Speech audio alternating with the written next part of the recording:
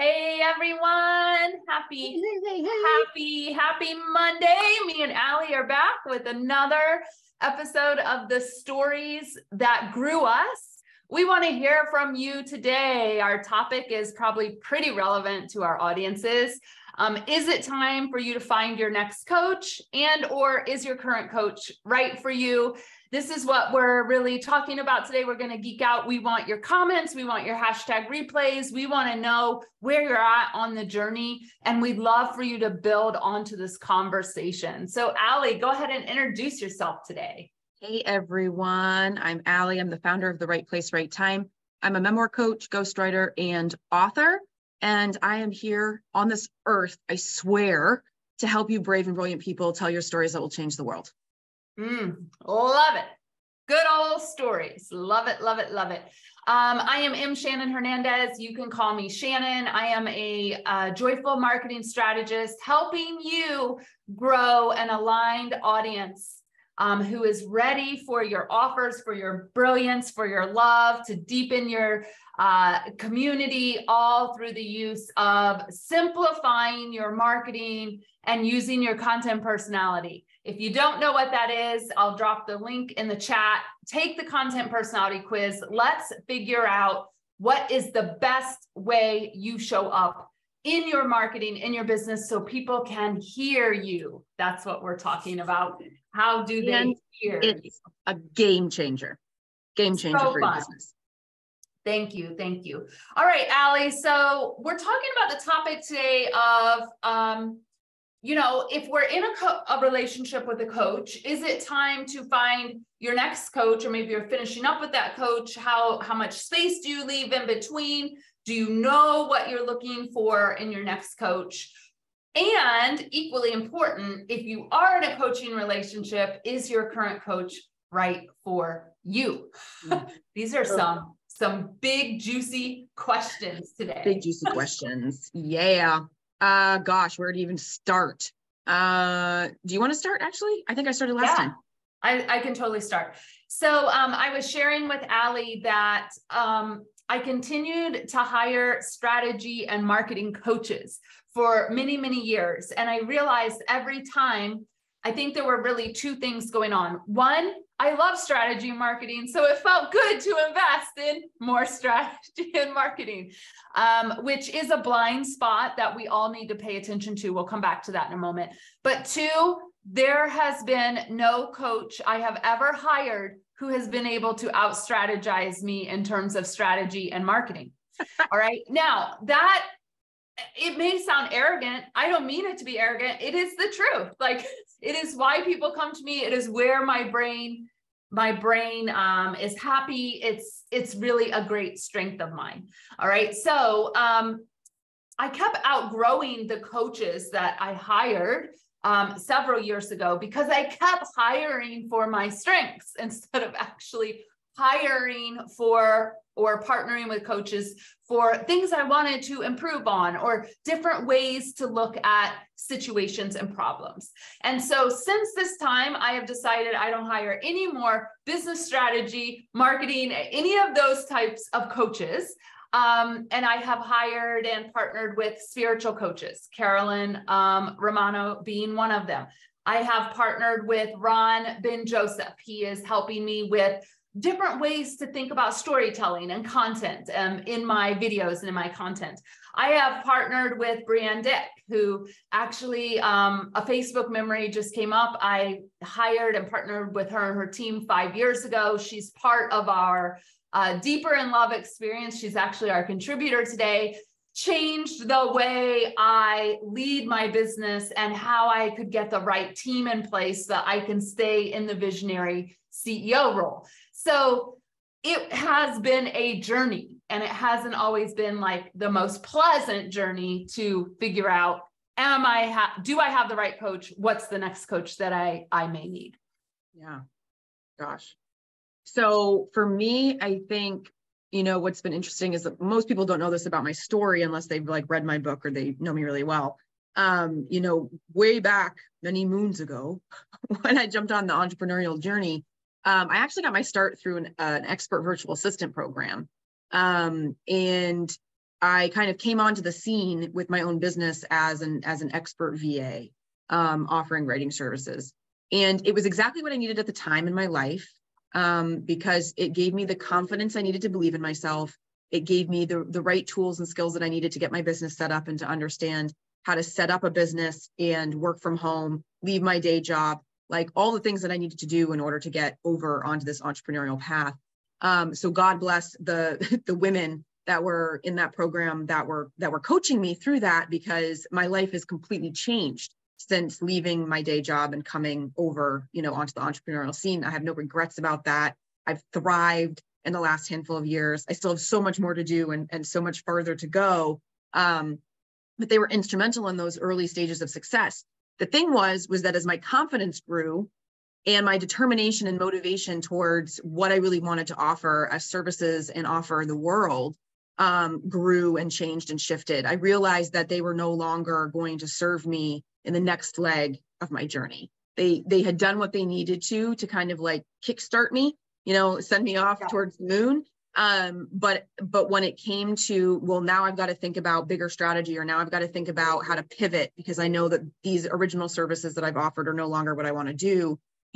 Once those things started to come into play, I realized that I was getting a little bit tapped out with them, not because anybody was doing anything wrong, but just because it was like, okay, I'm showing up to some of these calls or programs feeling further ahead of my peers, and can't push myself up to that next level because I'm in a container with a lot of other people who haven't reached where I've gotten. So I'm not going to be able to keep going if I'm not with other people who are pushing me.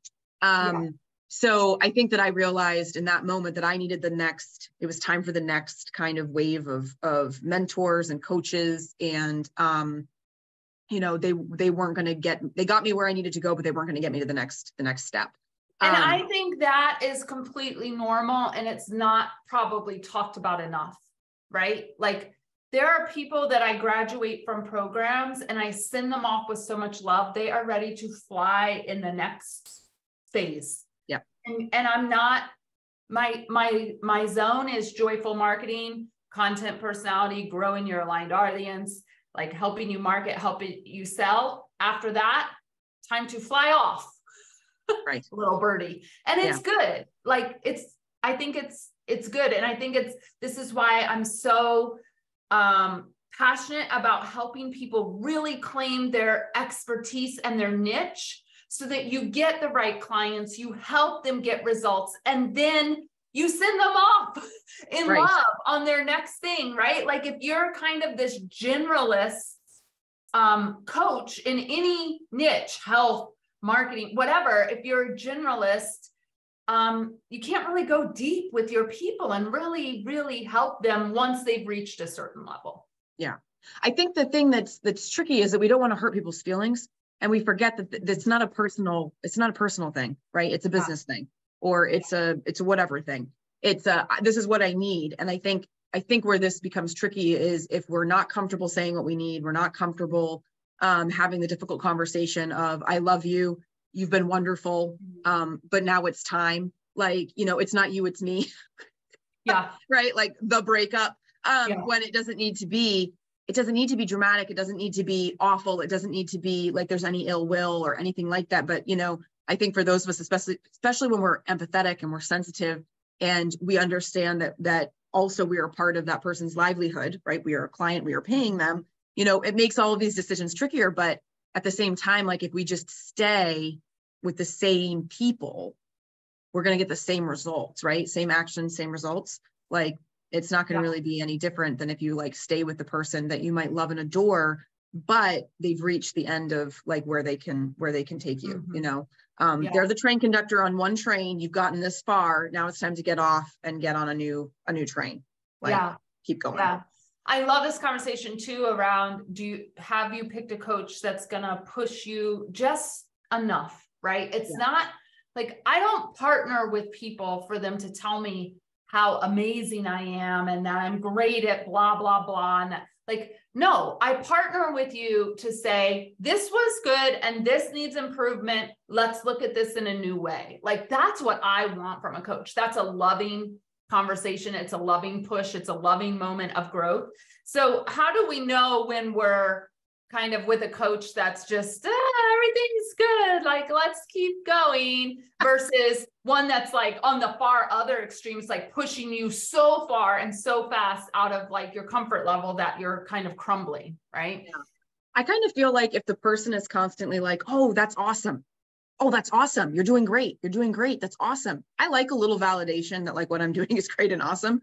But, you know, at the end of the day, like if I'm basically paying you to tell me that I'm awesome, I'm going to like stop paying you and I'm just going to go like talk to myself in the mirror every day.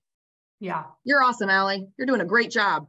And pretty much get the same result. You know, I need somebody to be the mirror, the actual mirror, and reflect back like, okay, awesome. We need work. I kind of feel like it's like the sandwich method, which we learned a lot in writing workshops when I was getting my degree.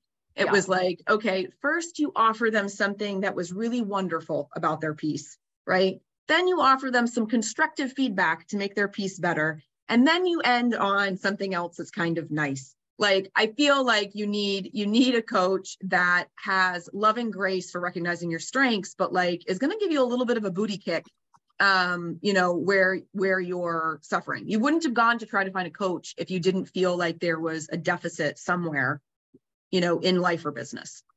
Yeah, that sandwich framework is the same framework we used when I was a teacher for parent-teacher conferences. You tell them something good, then you tell them what needs improved. And then I always ask a question because I think that's better than telling people anything. You ask a question, get their buy-in, get their input, and see if they're seeing the same thing that you're seeing and if they heard what you said. And then you end on a good note and you send everyone off out of their conference and it's all good. And it's all good. You hope. I love it. So Allie, why do people partner with a memoir coach?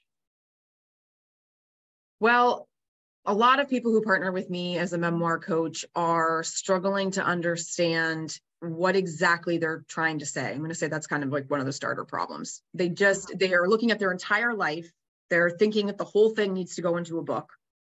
And they're like, this is just like too much. I don't really know what to do with all of this life experience. And so a lot of the work we do is chiseling it down to what I call is catching the right spark, which is the first step on a 5-step kind of writing path. They need to figure out what is the thing underlying all this life experience that they really want to offer to the world, because it's not that they were born here and this thing happened and then that tragic thing happened over there and then this thing happened over here.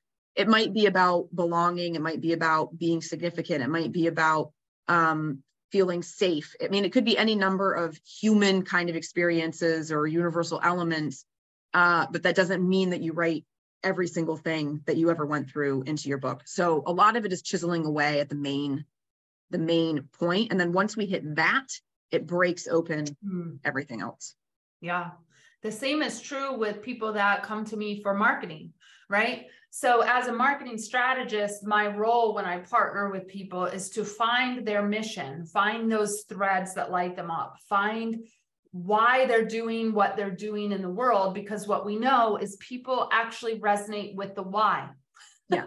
People love your why more than your what. And that's huge, right? Because we're all so excited about what we do. I love that we have the content personality wheel as a tool. I love that we help people with this brilliantly boring marketing plan. I love the what, but really where people buy from in the psychology of messaging is the why.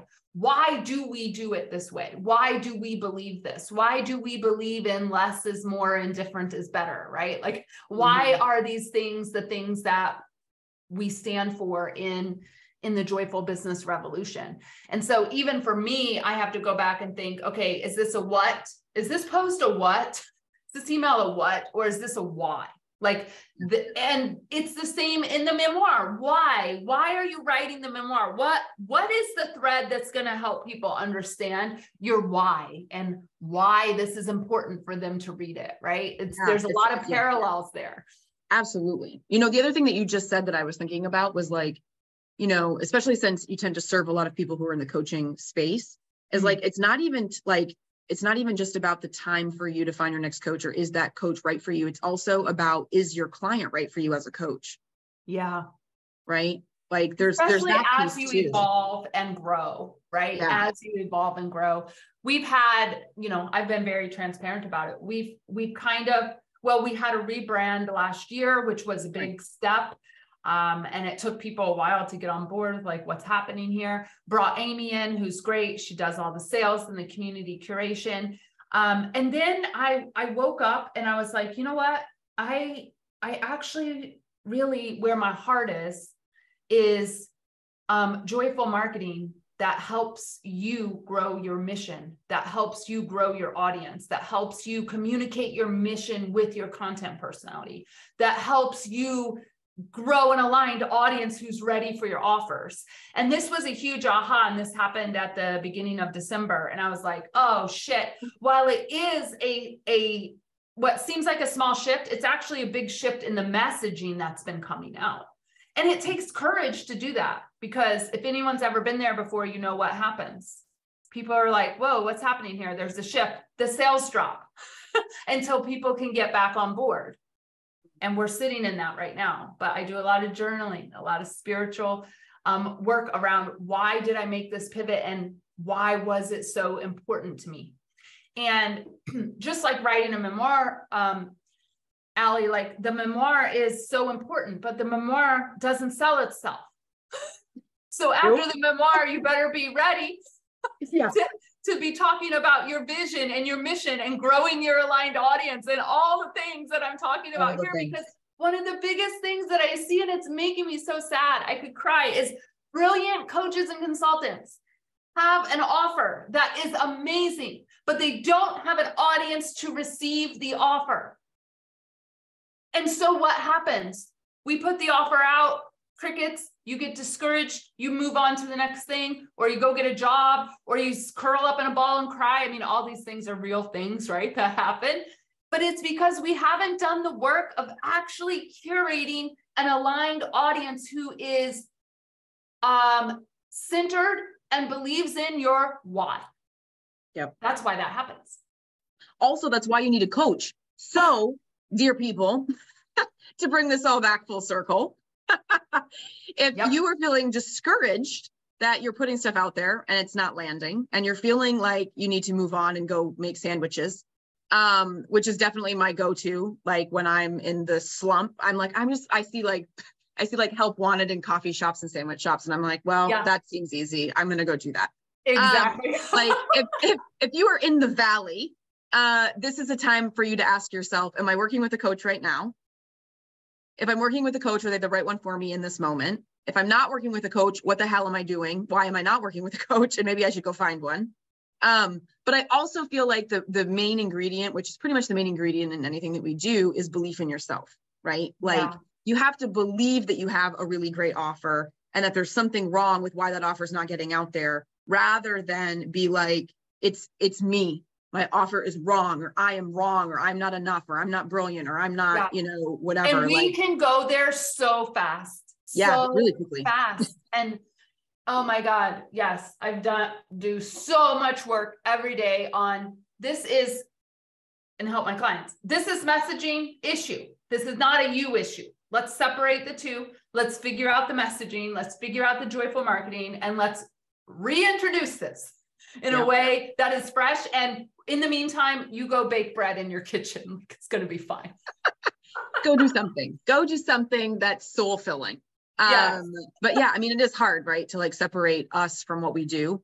And that probably could be a whole other episode. But I think to wrap up, I think when it comes to like, is the current coach right for you? I think we kind of touched on, they need to be pushing you to some degree. They need to be seeing your strengths to some degree. But I think especially you, Shannon, will agree that the right coach for you is somebody who aligns with your values, and truly understands what you're trying to do, and isn't going to tell you that whatever that is bullshit. Yeah. And they actually ask you the questions about your life and about your business and about your marketing and about the things, right, that get to the heart and soul of who you are. And they're not just trying to like push their formula or their framework or something on you and make you a clone. That's not good. You're going to lose your soul in that process. Yeah. And we don't need more little people that are all like everybody else. Like No. that never got anybody anywhere, really. No. Not anywhere good. So, you know, I like to say from my author platform perspective, be brave, be you, it's time. Yes. And I like to say, narrow your niche, use your voice, and be visible. And if it ain't joyful, we ain't doing that shit. Oh my God, Allie, how can people get in touch with you? All right, folks. So if you want to be in touch, you can head over to the right place, righttime.com. That's WRITE in the first instance and RIGHT in the second. We'll put that in the comments. And if you are somebody who is thinking about writing a book about your life, also known as Memoir, I would love to guide you in that process. And the very first place to begin is grabbing your 5-step writing guide to finishing a memoir that will light up your world and ours. So we'll drop that into the comments. And Shannon, what's coming up in your world this week? Something exciting, I know. Yeah, so I've gone back to embrace my science love, and we are introducing content personality labs throughout this year, where you get to come and you get to understand how to use your content personality for a short mission. We're calling it Mission Possible. So this first one is Mission Possible. Grow an aligned audience. Is your mission strong enough to grow your audience and call in your people? That's what we'll be focusing on. So we invite you to the first Content Personality Lab of 2023. I put the link in the comments. It is complimentary to attend. We just ask you come with open heart, open mind, and ready to rock some messaging in the lab. Awesome. It's going to be great, everyone. Before we jump off, if people haven't got wind that Shannon has written and published a book, Practical Joy is out. It's available. Go order it. You can find it on Amazon. It's beautiful. She did all of the illustrations and cover design herself. It's full color. It's gorgeous. It's fun. So go and grab that. You'll know everything that Shannon's about really just by this one beautiful book. So there's my shameless plug for Shannon. I'm so glad from one author to another. I'm so glad it showed up at your house. We had, like, you know, in the beginning, you got to work out all the little bugs. It was saying it'd take 4 weeks to get to people. And I was like, holy shitballs, this is not going to work. Yeah, no, it got here. Lickety split. It was good. Awesome. All right, Allie, this was super fun. Thank you, everyone. Thank you for joining us. We want you to be part of the conversation. Safriana and Carolyn, thank you for joining us today. I see your comments. I'm glad you love the book. Glad you're loving the chat. And we hope to hear from more of you. We'll talk to you soon. Adios. Bye.